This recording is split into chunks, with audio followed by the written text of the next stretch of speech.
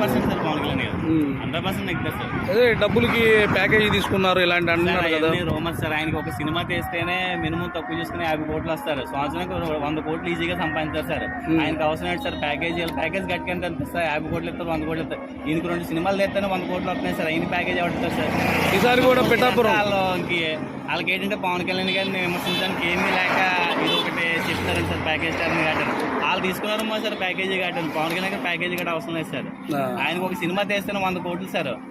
ఆయన వచ్చి ఇండస్ట్రీకి వచ్చి 10 సంవత్సరాలు అవుతుంది సార్. ఆయన సంపాదించుకోవాలనుకుంటే ఒక 20,000 కోట్లు అది సంపాదించుకోవాలి సార్. ఇప్పుడు ఆయన చేసిన గొప్ప దానాలు బోర్డు ఉన్నాయి సార్. ఆయన ప్యాకేజ్ తీసుకున్నాడు సార్. ఈసారి కూడా పిఠాపురంలో ఓడిస్తామన్నారు సీఎం గారు జగన్మోహన్ రెడ్డి గారు. లేదు సార్, ఆఖరికి ఎగిపోయిన మన జగన్మోహన్ రెడ్డి గారు వచ్చి ఇక్కడ పోటీ చేస్తారు. పవన్ కళ్యాణ్ 50,000 మెజార్టీ వస్తారు.